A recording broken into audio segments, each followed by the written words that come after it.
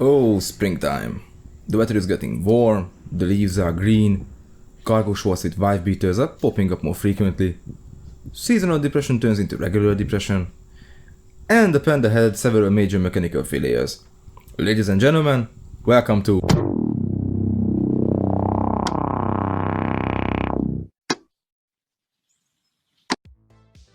But how did we get here again? This car is 41 years old and I restored it.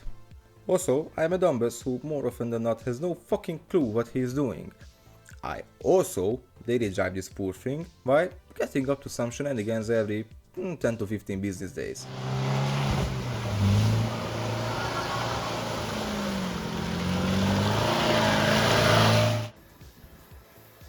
But this time will be different. I will get to the bottom of every little issue and fix it for good. No more zipline engineering. But first, some preparations must get done. And now that the car is cleaner than it was before, I believe some spring cleaning is in order here.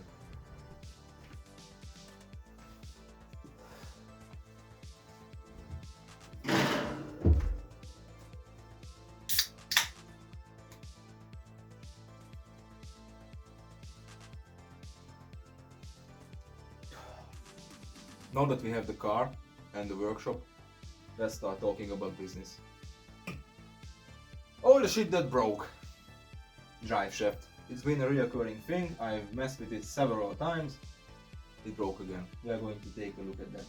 The heater also exploded randomly, so there's that. Rear wheel bearings, also a common in this establishment. The tow hitch also got ripped off, because of course it did. The passenger side door randomly decided to fall off. I have no idea what happened to it. Also, the rear window heating is gone. The rear brakes are gone, including the parking brake.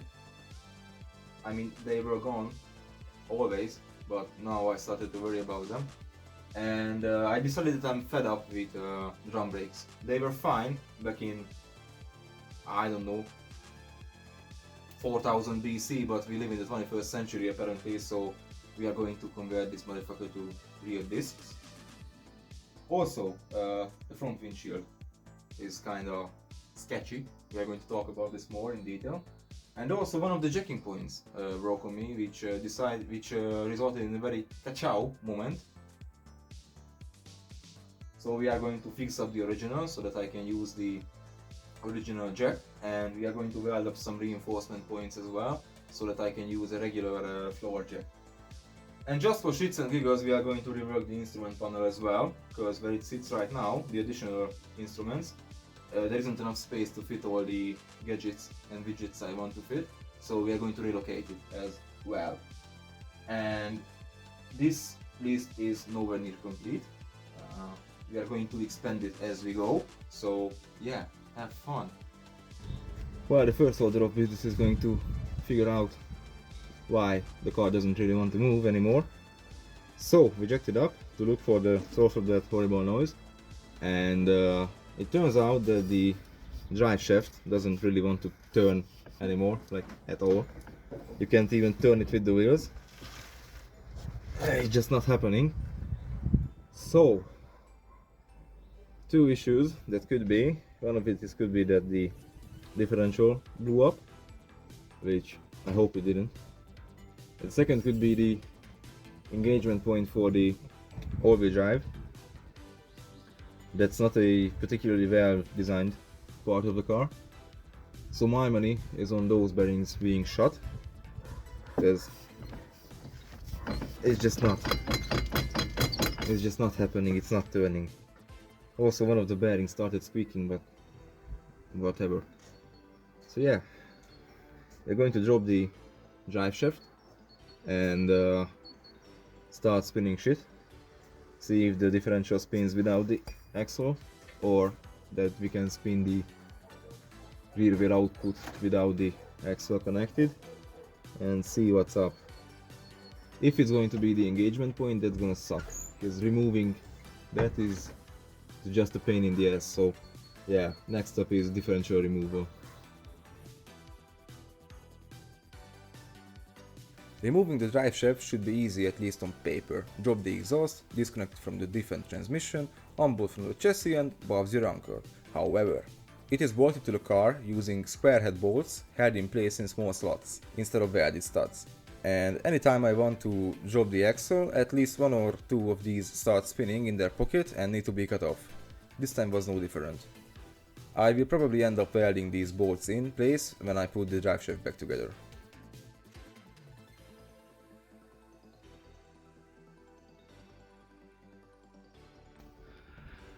The output bearing theory seems to be correct, because it's leaking oil right here. So if the seal is blown, there's a good chance that it is blown because the bearing behind it gave up. So it's gonna be a hell of a lot of fun getting to it. I wasn't entirely correct in my assumption, but I was close. The issue with the drive shaft was a torn rubber boot on the transmission side CV joint and not a failed bearing in the output. Yes, my drive shaft has U joints and CV joints as well. 1980s Italian engineering, baby. The joint got full of mud and shit and seized up, thus preventing turning and leading to vibrations, which led to the seal failing. I will go into more detail about the whole drive shaft in a later episode. It's a whole can of worms. For now, let's replace the seal and move on to more important shit.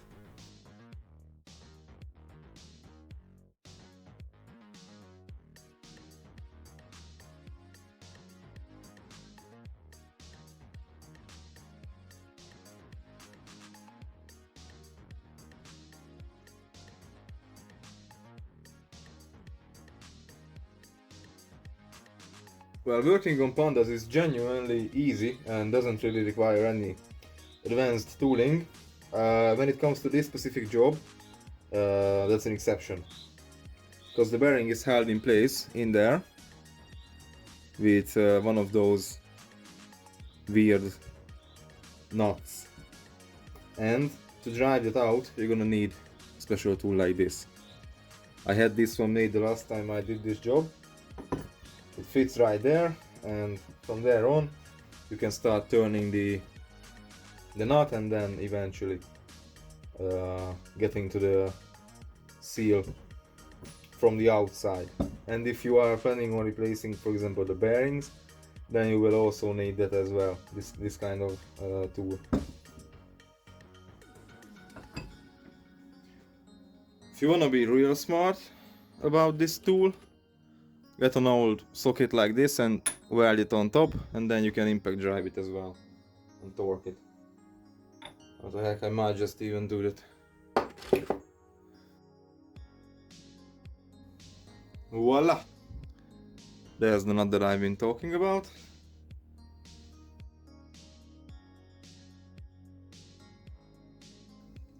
Bum!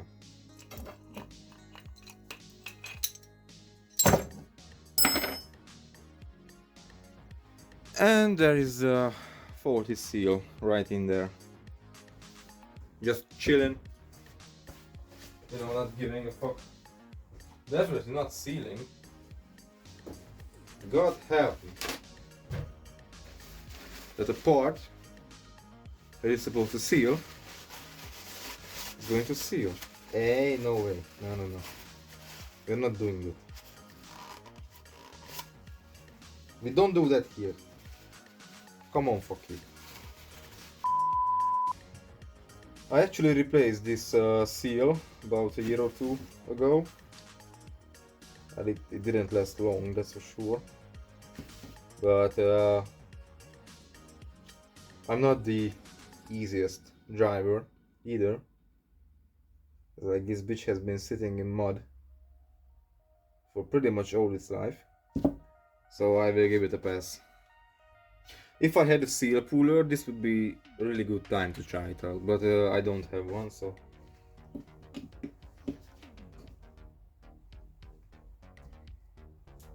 I'm stuck with caveman methods.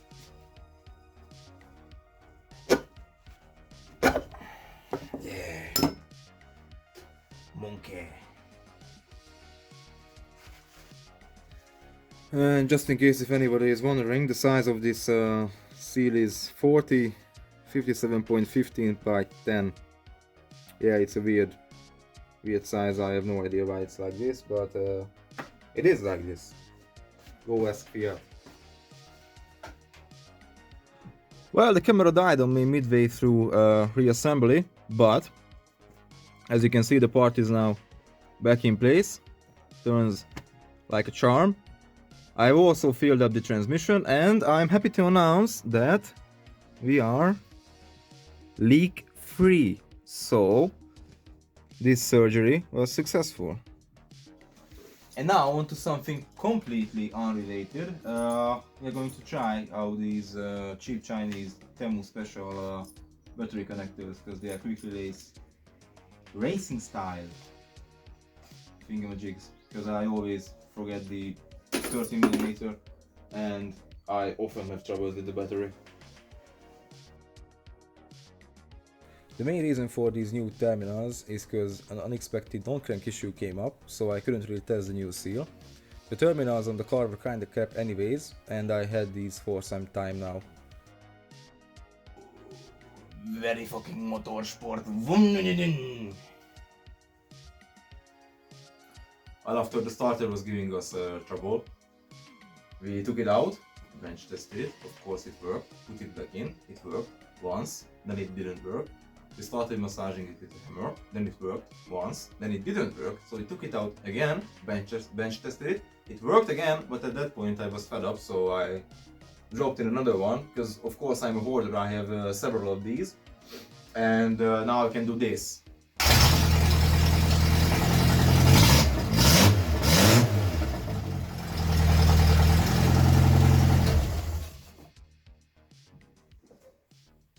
And on that high note, this episode unfortunately comes to an end. Fellas, thank you very much for watching. Join me next time as well, where I'm going to start and actually finish tackling the rear brakes. As I've said, I'm converting them from drum to disc, so that should be interesting. And if for whatever reason you want to see more of me, follow me on Instagram or TikTok.